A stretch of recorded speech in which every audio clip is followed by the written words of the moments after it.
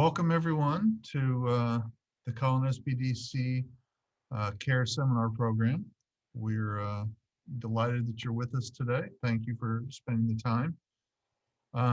All of you have obviously registered for the seminar, but I want to remind you, if you'd like to check out the rest of our seminars, you can either follow number 1 that's on your screen right now and go to that website and register for future seminars, or you can go with number 2 on the screen and go see the recorded YouTube videos on our YouTube channel.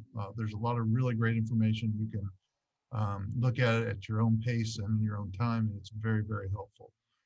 This video will also be posted within about a week, probably a little sooner, but within a week it'll be up on that site as well. Finally, I want to remind you that if you haven't already completed the CARES application, please do so.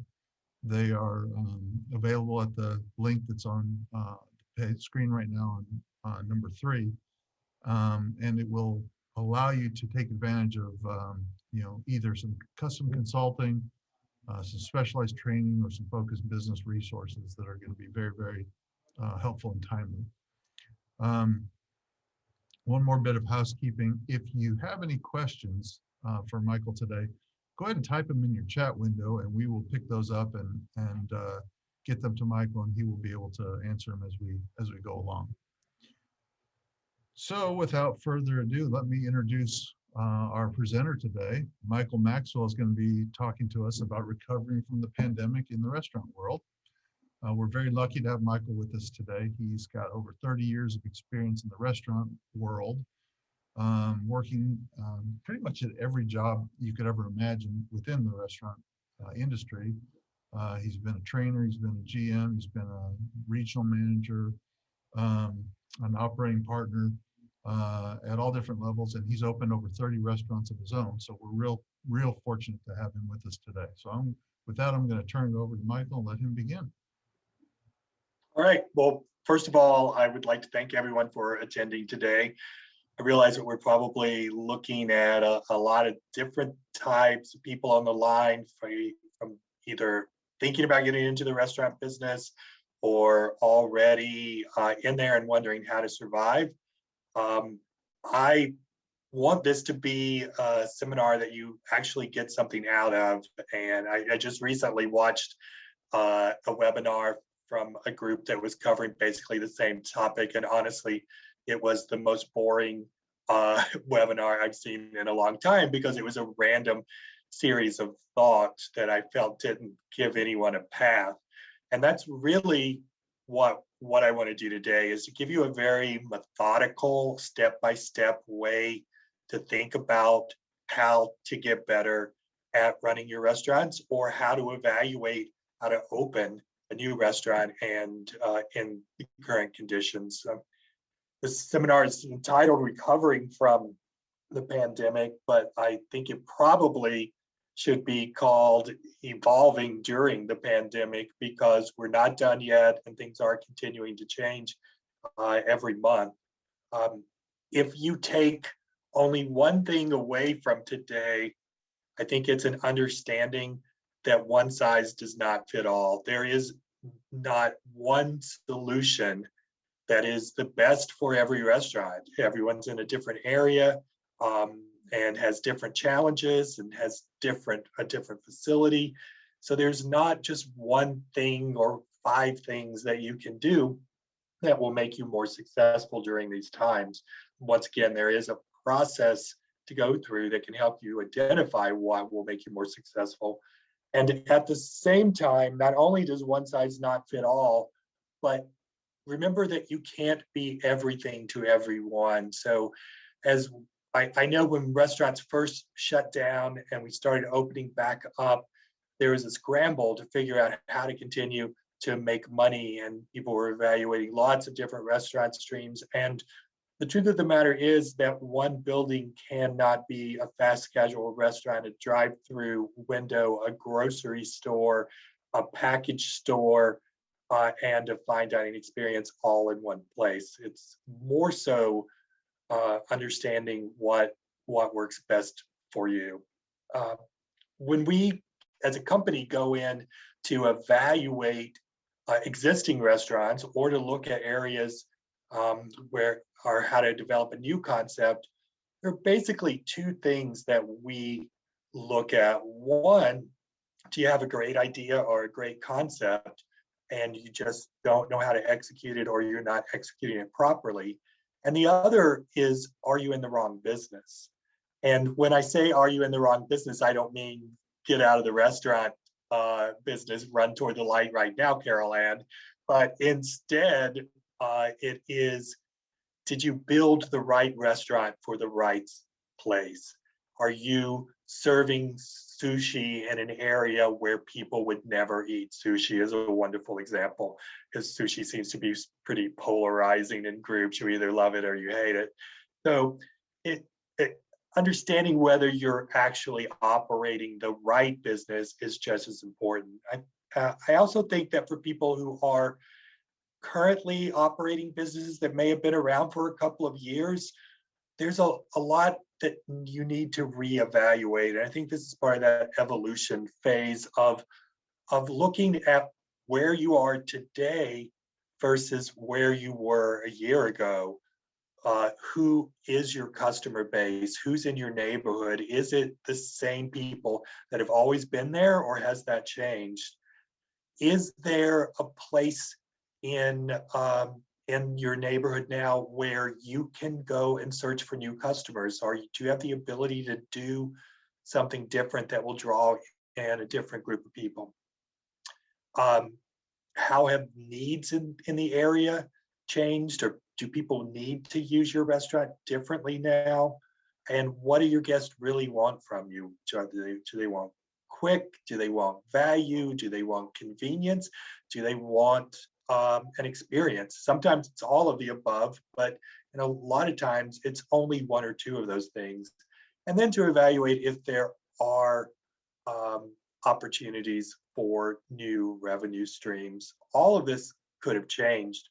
If you, for instance, are running a restaurant that's surrounded by office towers where you have the bulk of your business from 11:30 to 2 every day when everyone goes to lunch, and that's how you were surviving, and now all of a sudden those people are not in those towers, they're all working from home, that's a major change in your customer base. At the same time, that same customer base may now be existing at lunchtime in a residential area nearby with their children at home that they're homeschooling, and there's a completely different need now in that neighborhood which never did lunch business before because there was no one there. They were all in those towers. So really asking yourself all of these questions and analyzing what's around you and how it's changed is the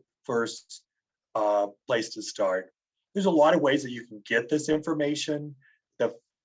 You can simply use organizations around you. You can check with the Small Business Association. You can check with the Chamber of Commerce, local restaurant associations to see if they've done any recent studies on changes in your area. Read everything that you can do. Be a Google expert to figure out what's going on around you. Look at your neighbors and which restaurants nearby are busy and successful. And go sit in their dining rooms and watch what they're doing. Think about how they've changed over the last 6 months and evaluate if that's something that you can do as well. And talk to your guests. The restaurant business is built on developing relationships. That's the foundation of being a successful restaurateur, is building strong relationships in your community.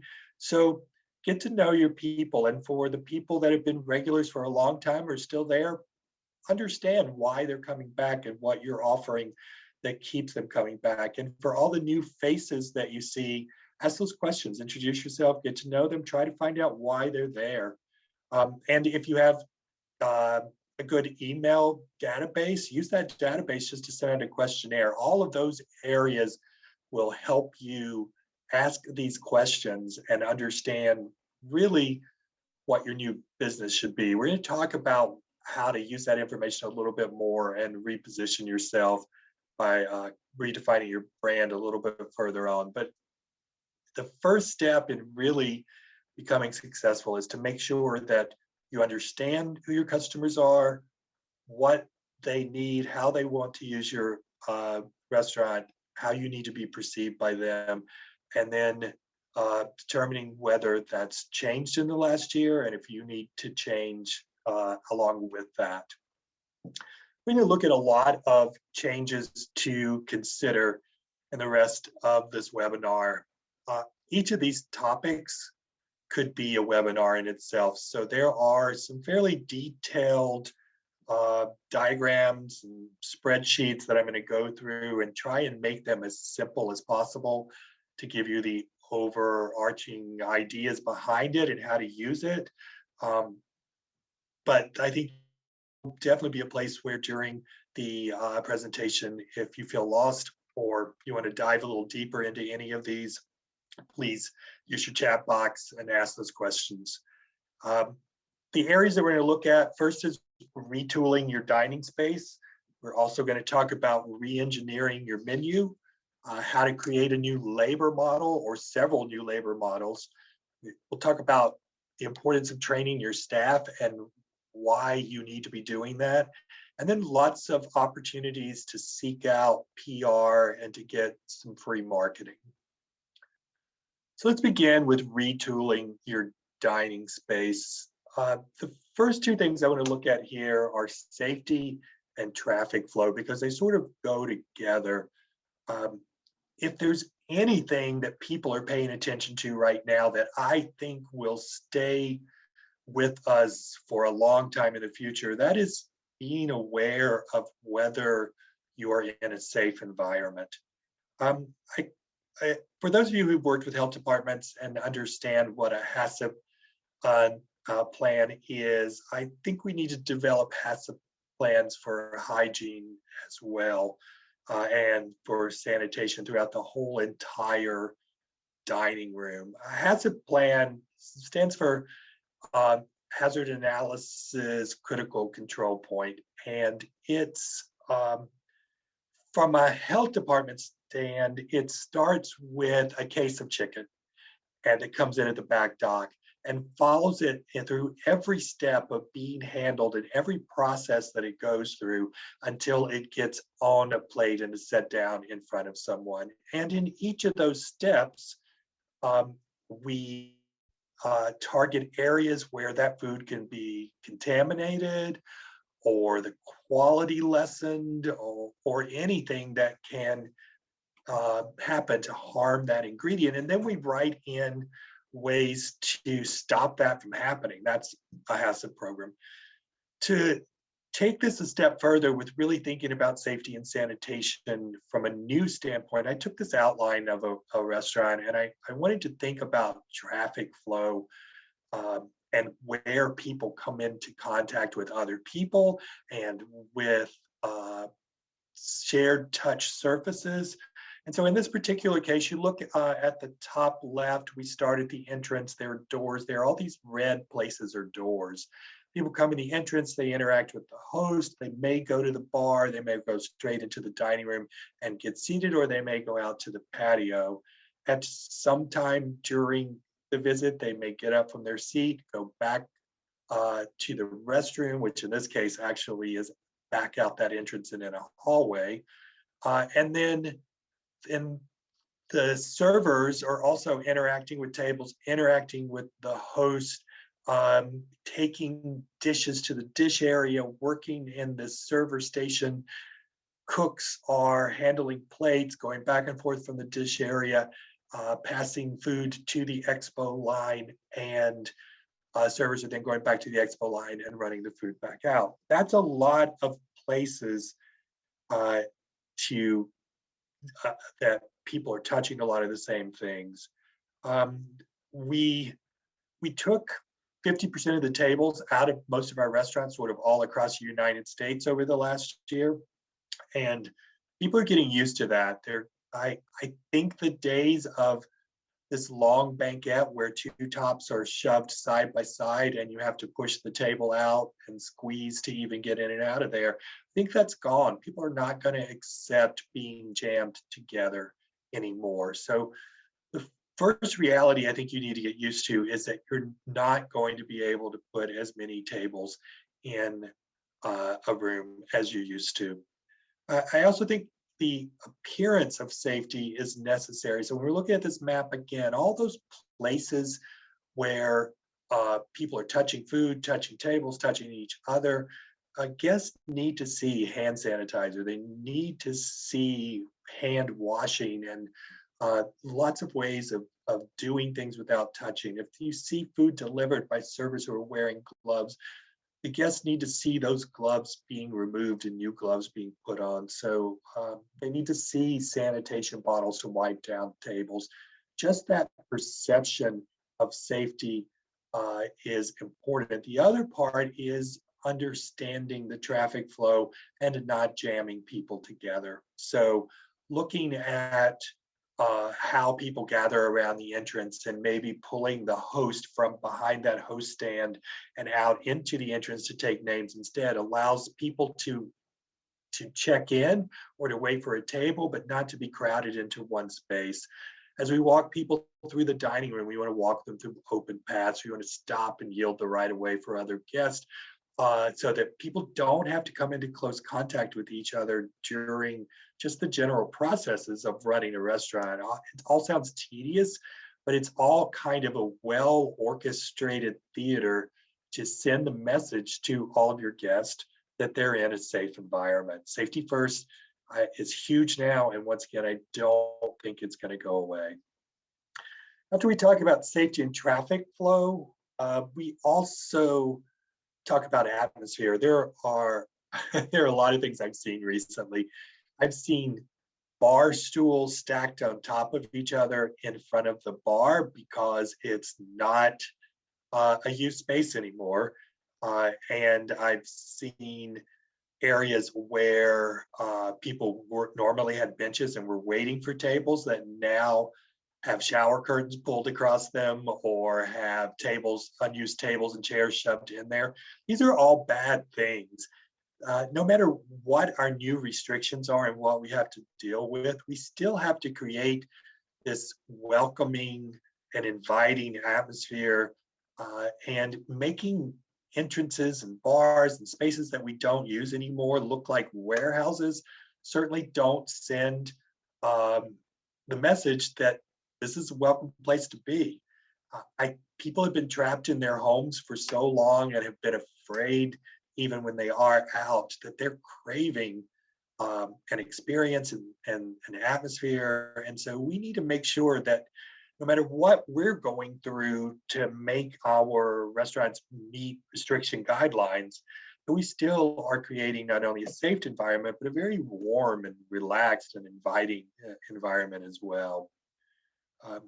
Another place in retooling your dining space is looking at takeout needs. I think almost everyone has seen their takeout business go up, and it's another thing that I think will not go away. Delivery services, because they cost so much, not only for the restaurant, but for the guest or the client who's using those as well. A $15 order can turn into a $30 order in no time with fees and tip. So I think those delivery services may see a fall off in their business in the future, not the near future, but in the future. But I don't think takeout's going to go away. So we need to take into consideration where that's going to happen. And it needs to be set up in an organized place. And once again, doesn't need to look like a warehouse, and it needs to look neat and organized with tickets attached to bags and things in alphabetical order. So picking up food is easy. I think looking at your entire floor plan and picking out the easiest flow for how to handle takeout and how to make it convenient is something that everyone needs to take a deep breath and do. It's interesting. I've been in the restaurant business all my life, but my degree is in industrial engineering. And a lot of that degree is all about determining the easiest, fastest, fewest steps involved to get a job done. So, as an owner or as a manager, you should just take a moment, watch what happens through the entire traffic flow of a takeout order.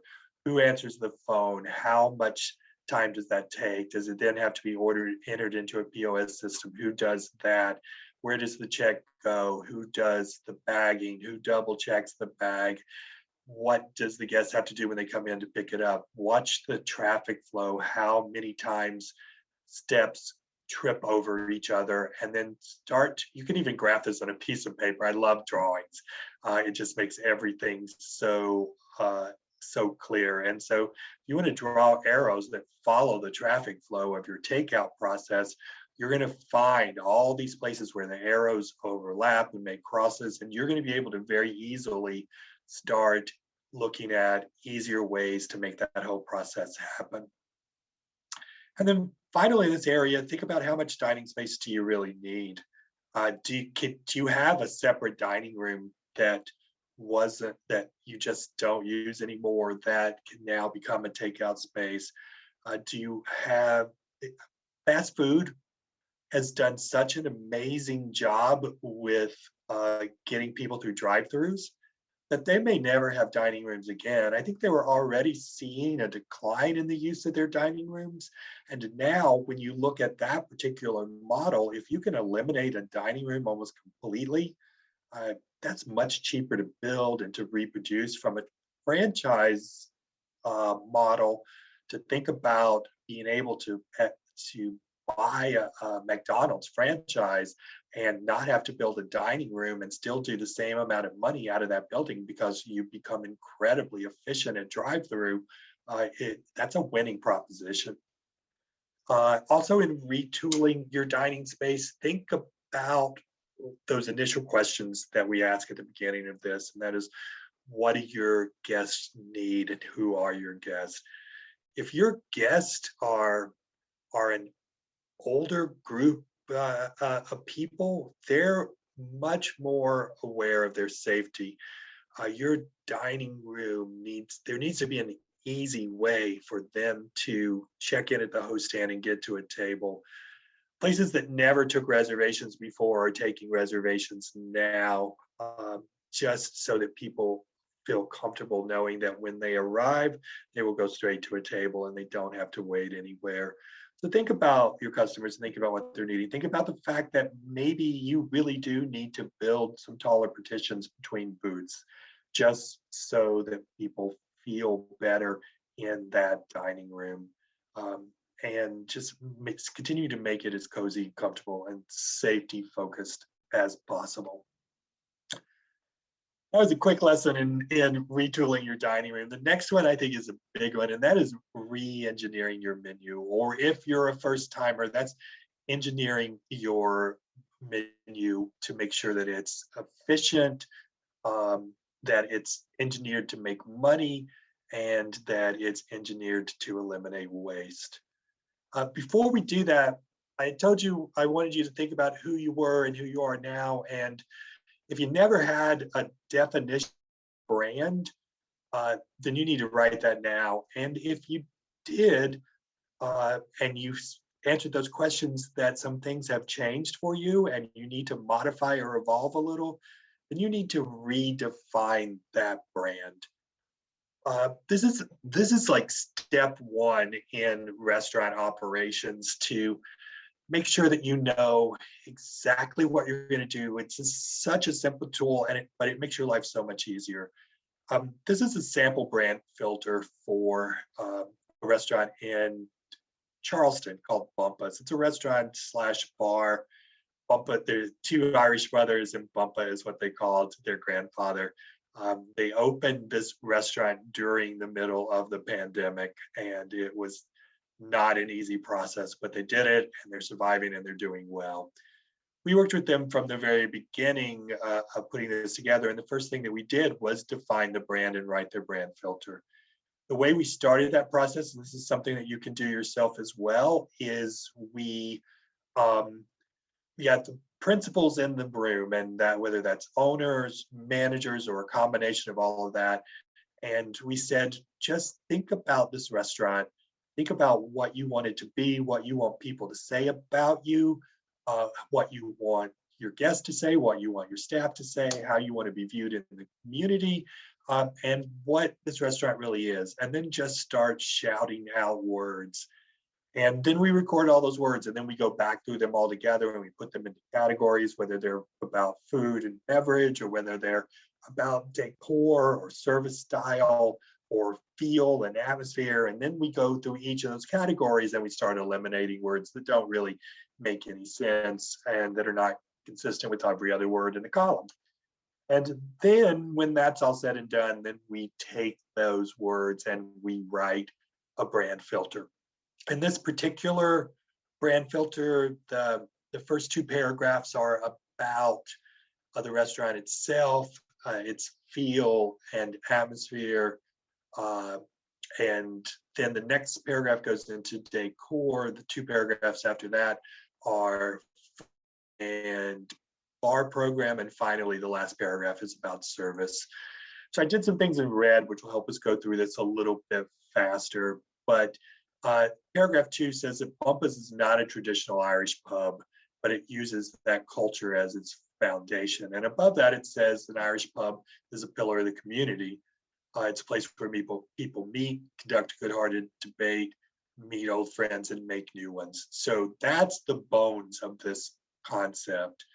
The atmosphere is casual, friendly, and welcoming.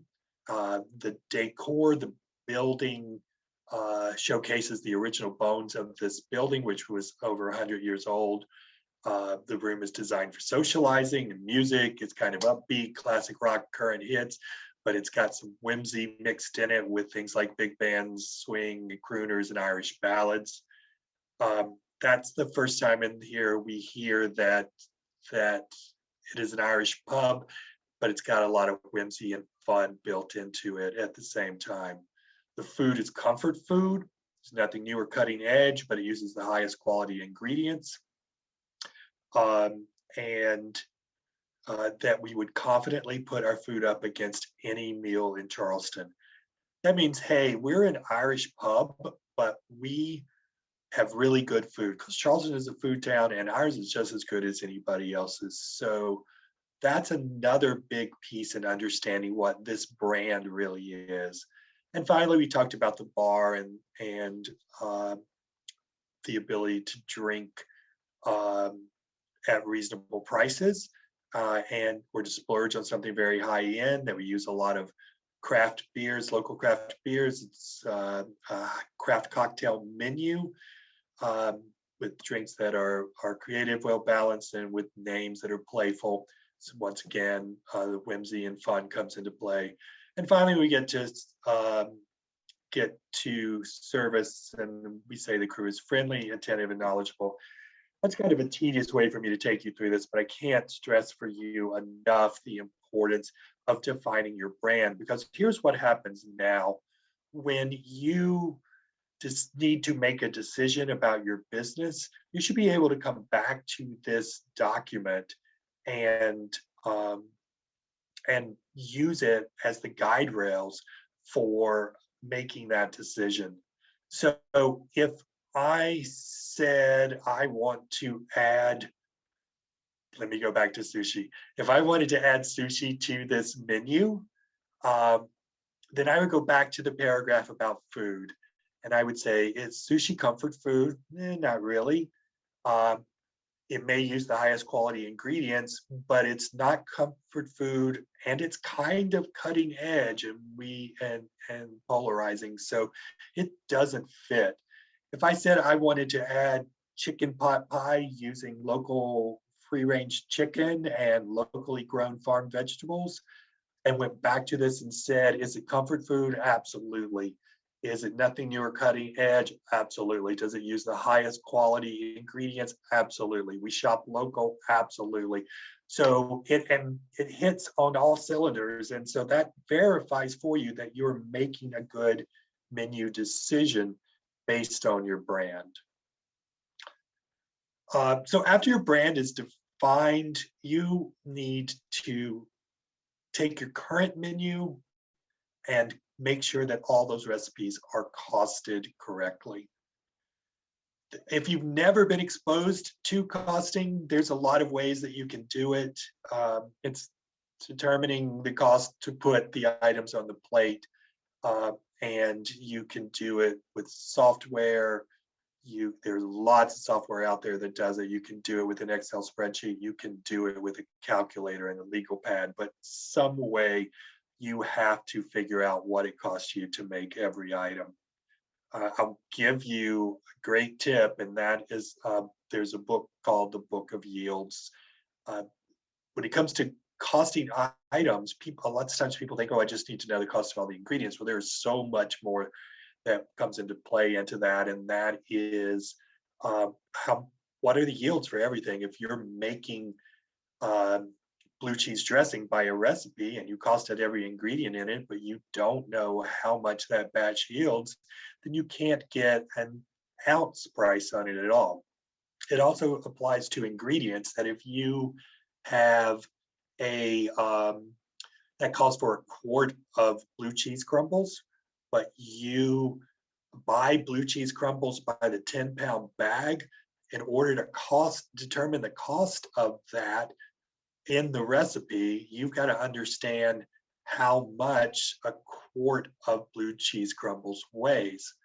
The Book of Yields, which you can find on Amazon, is someone's already done all of that work for you. So it's you can have a pound of basil, and you can go to the Book of Yields, which says that 1 pound of basil will yield 24 tablespoons chopped. It's just an example. The same thing for tomatoes and vegetables, and all the different ways that you can use those particular items. So that's a step saver for you. A lot of your software already has that built in, but if you're doing this manually yourself, that Book of Yields will help you out completely. Once you have costed those recipes, you want to complete a dog star analysis. Called a dog star analysis because it tells you whether an item is a dog or a star. This is a sample of a few items on a dog star analysis. That I'm not going to walk you through all of this, and I don't want you to get caught up in determining what makes an item a dog and what makes it a star and what makes it a challenge. What I do want you to do is look at the basics of this particular sheet. And let's start with baked crab dip right at the top. It's an appetizer. It has a menu price of $15.99, and it cost us $4.95 to make. So that's the beginning. We take every item on our menu and we take the plate cost from our costing, the menu price from what we are actually charging for it, to get cost for that item. So every baked crab dip cost us 31% of the selling price. After we put the whole menu in like this, then we go back and run an item sales report for a specified amount of time. It can be a month, 3 months. I usually suggest 3 months because that gives you a better range. And then you put in how many of each of those items that you sold. What this does for you is it generates a theoretical food cost. If you look at this particular example, at the very top of the page, it says your total theoretical cost is 27.4%. That means that if you produced everything that you sold, following recipes exactly, measuring exactly, not having any waste, not having any misrings unaccounted for, then that's the cost of producing all of that food. In this process, we like to put a variable in there for all those things that do happen. So we usually add 3 percentage points to that. And so you can see that we have total theoretical cost of 27.4%, but a target with that extra 3 points is 30.4%. Now, then when we come to being financially successful, we know that our food costs should be running about that much every month, every week, depending on how we do our inventories. And engineering your menu, we use that. If you're building a brand new menu, we use this dog star analysis to see what our target will end up being. And we look at things like if an item has a really high food cost and it's not selling, that can mean two different things. It can mean that we have a lot of waste and it costs us a lot to make it. Nobody really wants it. And that item should just be eliminated from the menu. It also could mean it has a high food cost, but it is something that fills a necessary spot on your menu. You may have a Boston seafood menu and you have to have a crab thermidor, which has a high food cost, but you're committed to that because it's part of your brand. If it's not selling, it's not really hurting you that much, because while it may be a 38% food cost, you can come right down to hush puppies, which sell like crazy and have a 7% food cost. So this dog star analysis allows you to evaluate your entire menu in a very, once again, methodical way and make decisions about what should stay on the menu and what should go. So you take your menu, you drag it through your brand filter to make sure everything matches the brand. If it doesn't match the brand, you eliminate it. You then go cost your recipes, put them in this dog star analysis. You look at items again. If they're hurting you cost-wise and they're not something that your guests are in love with, then you can eliminate those items again. Next, you want to look at evaluating your pricing and if things are priced appropriately. Cost of lobster may have gone up like crazy and you need to increase the price of your lobster roll.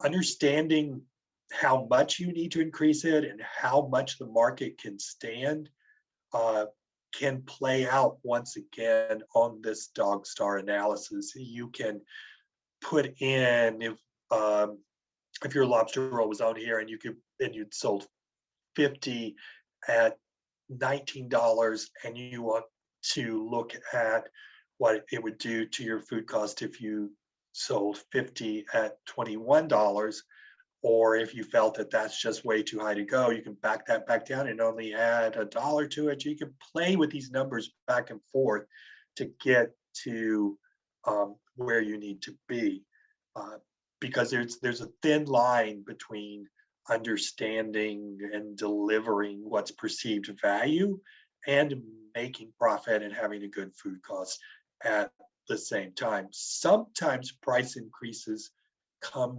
in the form of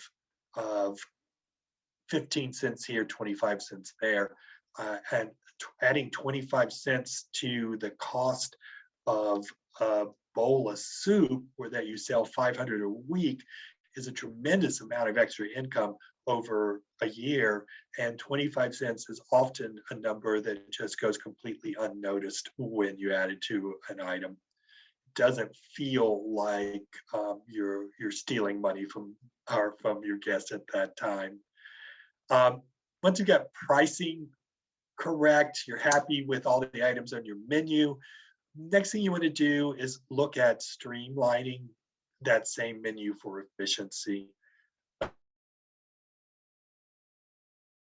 We'll talk about this a lot when we talk about labor models as well, but streamlining for efficiency means looking at all the ingredients that you use and what, do you have like one-off ingredients? Do you use roasted peppers in only one item? Do you use Kalamata olives in only one item? Do you use confectioner sugar in only one item?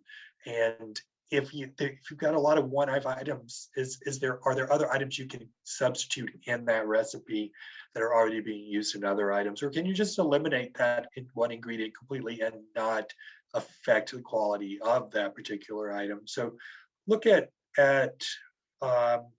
how many ingredients you have in the building and how you can streamline that. It does two things. It saves you money in purchasing. It also eliminates waste. Also, the more product you have on your shelves, um, the easier it is for theft to go unnoticed. I know we like to think that all of our people are trustworthy, and for the most part, I believe that they are. But if we make theft easy, it happens. So the ability to monitor what's on your shelves and watch it closely and understand when something's missing is also a part of streamlining your ingredients for efficiency. And finally, once we've got our menu exactly where we want it, then we want to manipulate the menu graphics to make sure that we're leading people to the choices that we want them to make. I have two examples here. I think we searched the internet to find the worst possible looking menu ever made, and it's here for you on the left.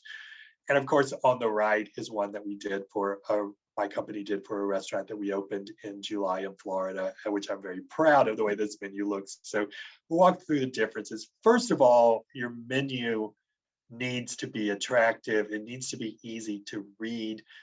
This menu on the left, the picture itself is so dominant that you can't really read what's written. Number two, it's the most unattractive food picture that I've ever seen. And so this menu is just kind of a disaster. If you go to the menu on the right, it is, the particular categories are very clear. Your eyes are drawn to them immediately. It's laid out in an order that's easy to follow, and that you start and you go starter, soup, salad. So anything that I would want to begin with are all in that column. And then it's also designed to draw your eyes to that middle box, which are all of the things that we wanted to sell.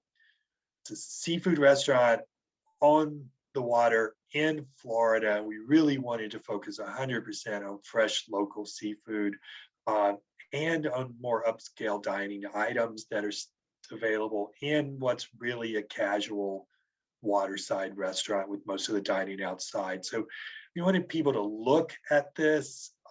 Fish and grits, which is fried flounder and garlic grits and collard greens, is a specialty item, and it's one of the first things that you see under seafood specialties. It has a great cost. It's a wonderful item, and so we want to draw your eye to that.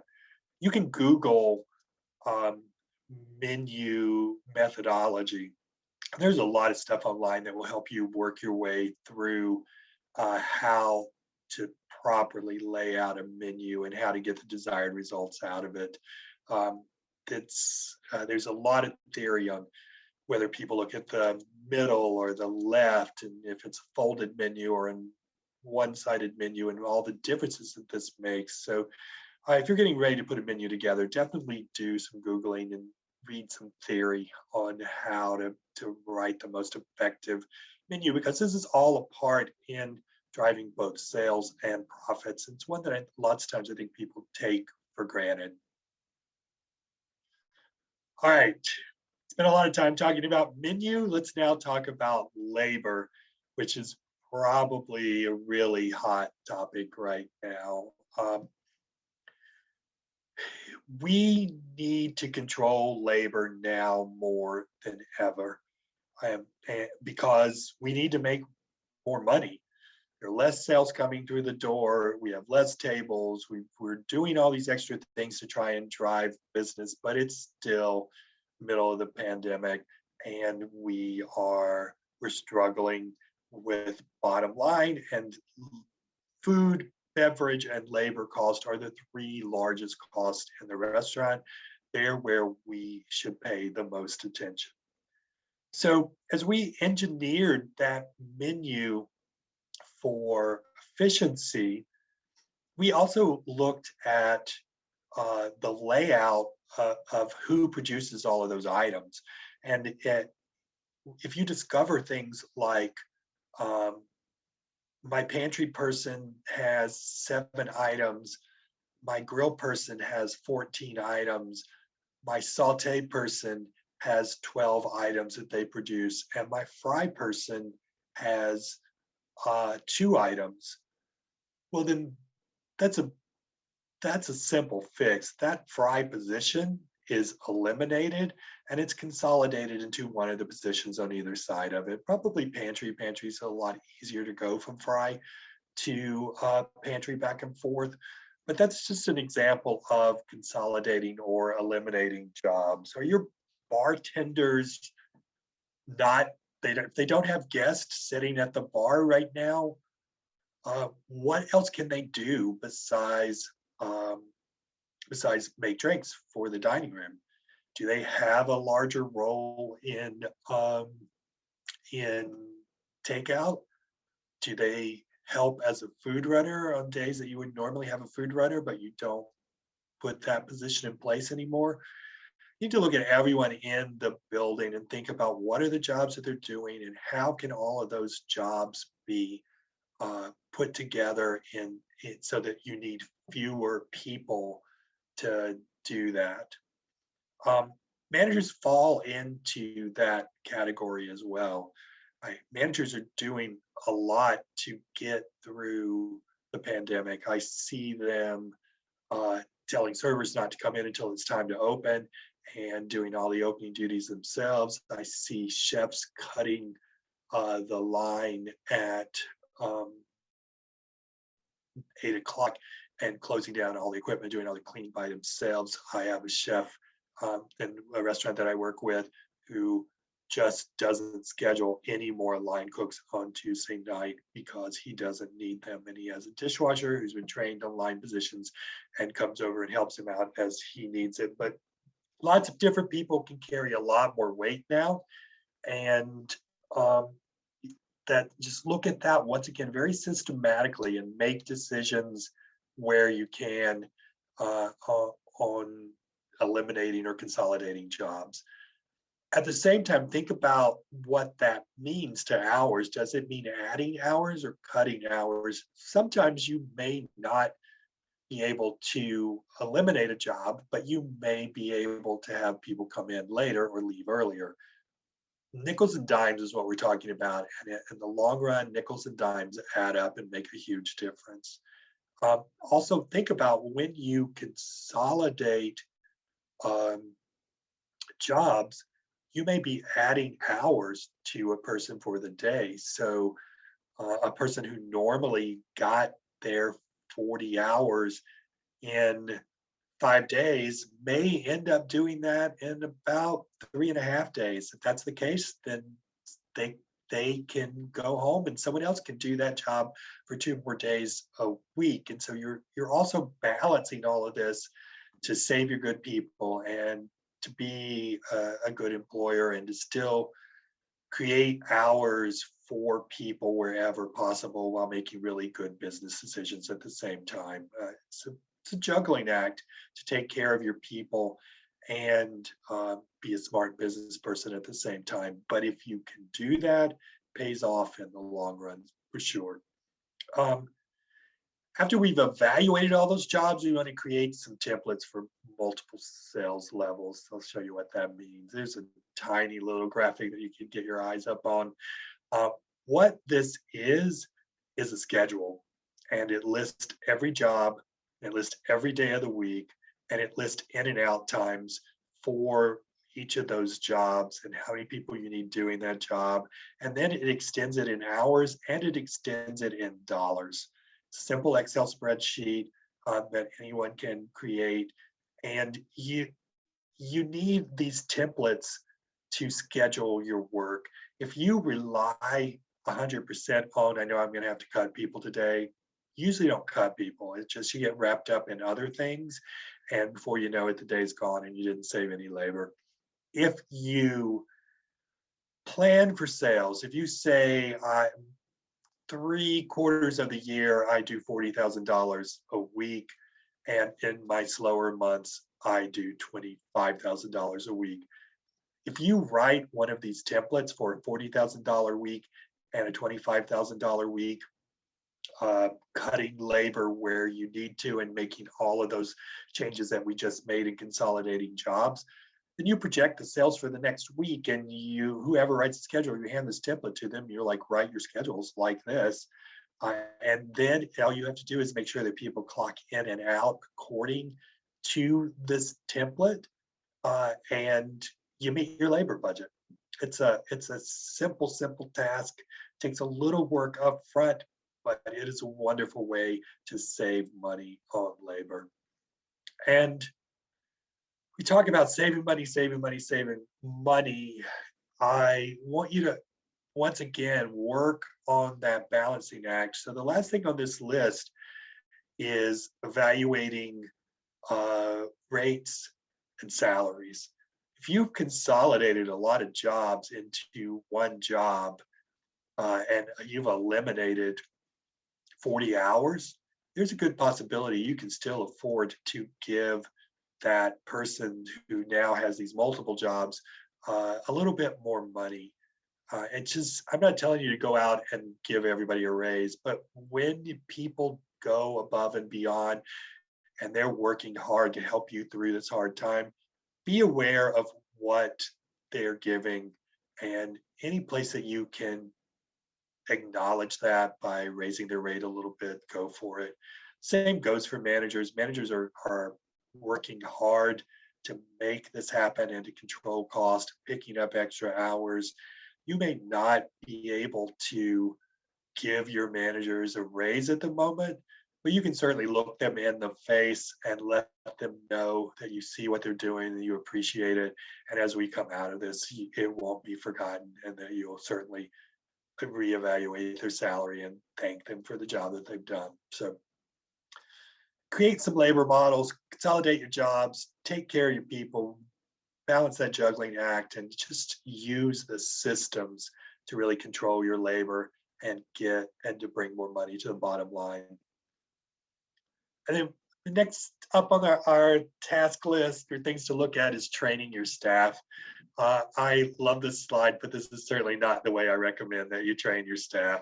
Drill sergeant never works, but keep that in mind.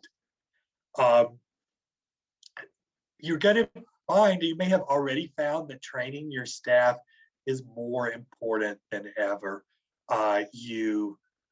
If you had to shut down and you came back, chances are not everybody came back with you.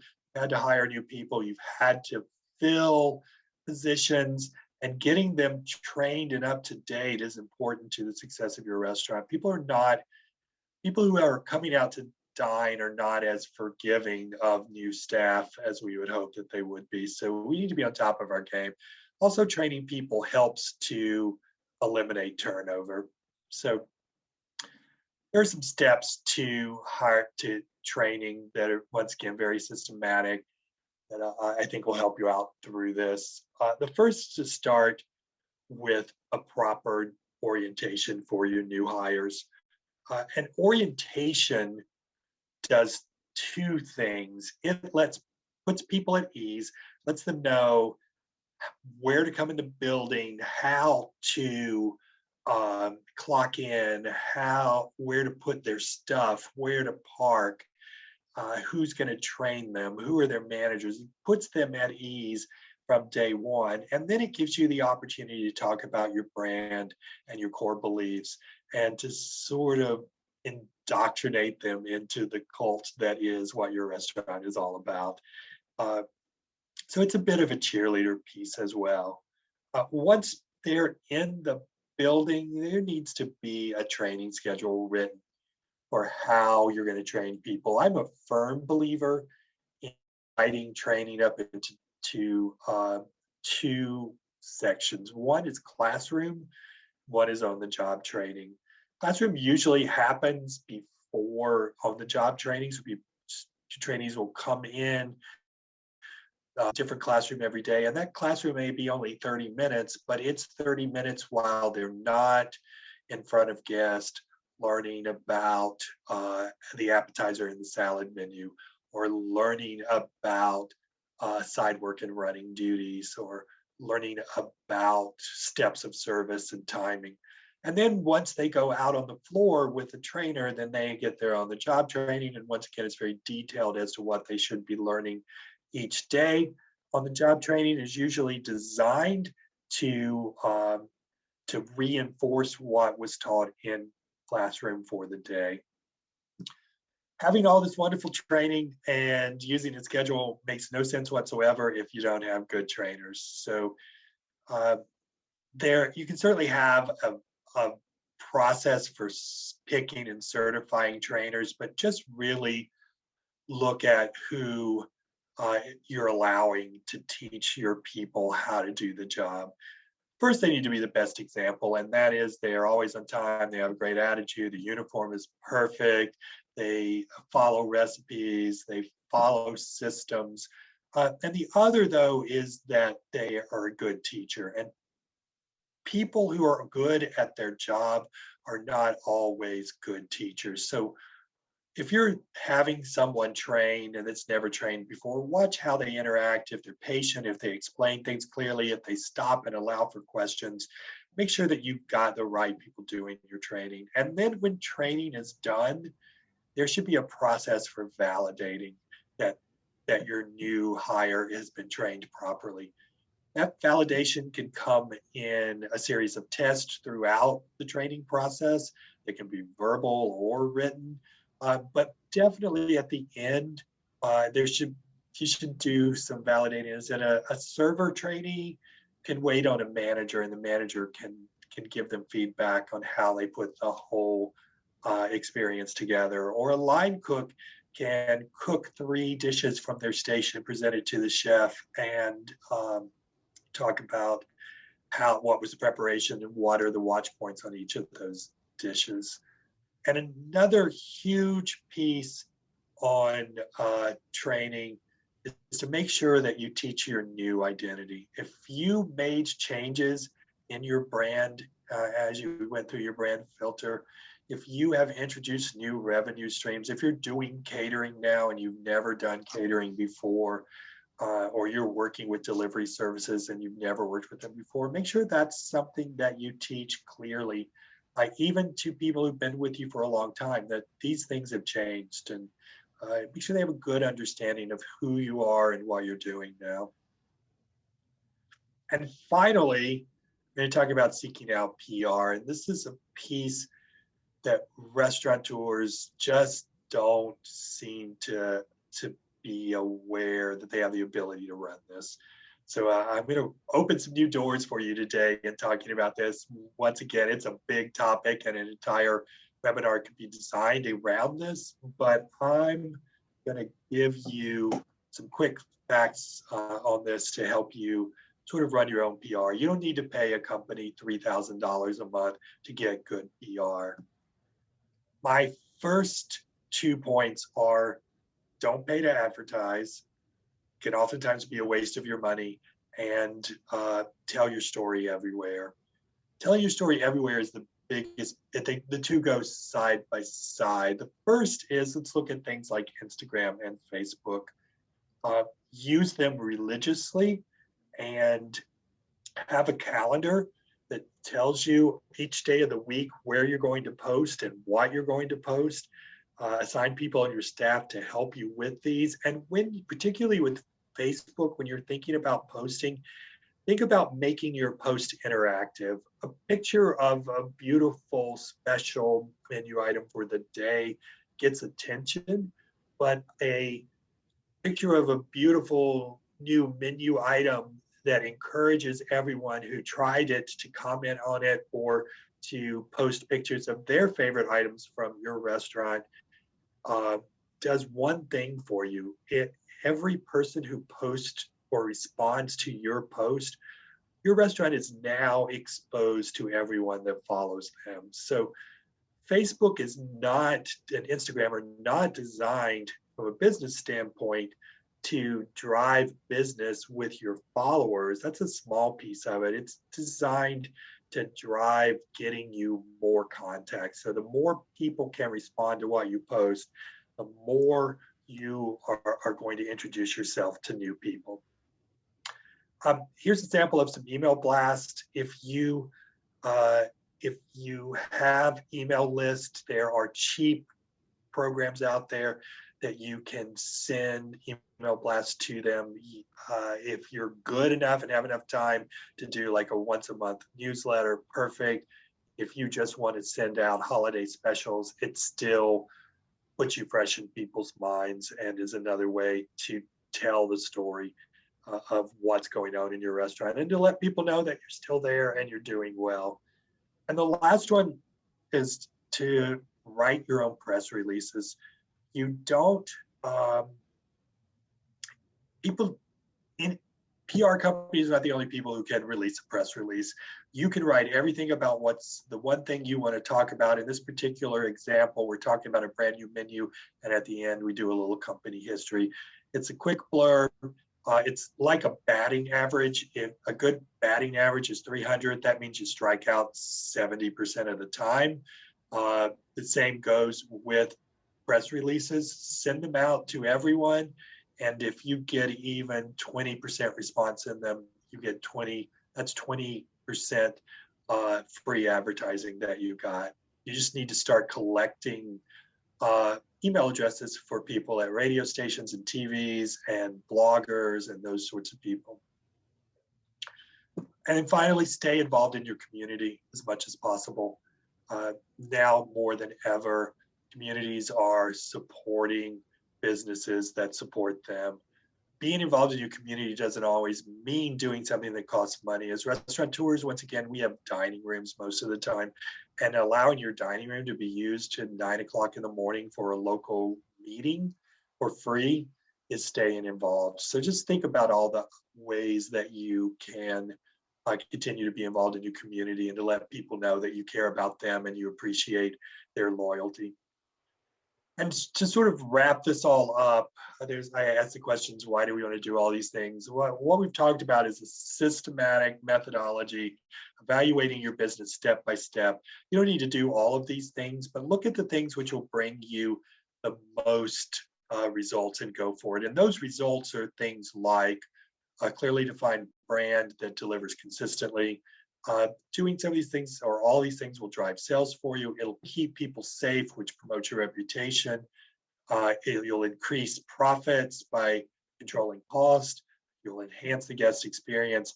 You get a lot of free advertising out of this. I know that was a lot of stuff, and it looks like we took right at the hour, but I think we may have time for a few questions if we have any. Yeah, if anybody has any, please go ahead and type them in. Wonderful, wonderful information, Michael. Thank you so much. I'm sure that nobody would have ever guessed that you were an engineer in your background. Yeah, a lot of systems and measuring things, which is fantastic in the restaurant business. It's been proven time and time again that the most successful restaurants are the ones that follow very, very tightly controlled systems. And that's just something that's really hard for a lot of people to do at the beginning. So thank you for sharing all this information. It's fantastic. Absolutely. I don't see any questions, so I think we'll go ahead and cut it off. Everybody who is on the attending today is going to receive an evaluation in email, and we would appreciate if you would fill that out and help us and help Michael know how you perceive things. And again, if you have any interest, if you'll go ahead and advance that slide one more, Michael. Okay. There you go. Yeah, there's the information. If you want to, Kim is saying thank you for your expertise here. I'll thank you. I'll share thank you again to you, Michael, on behalf of Kimberly, for all of your expertise. We appreciate it. There are those URLs if you want to get more information about the CARES program, or if you want to fill out an application or just want to check out the videos. They're all there for you. And so I think with that, we'll say goodbye. And Michael, we appreciate everything again. Fantastic information. Thank you.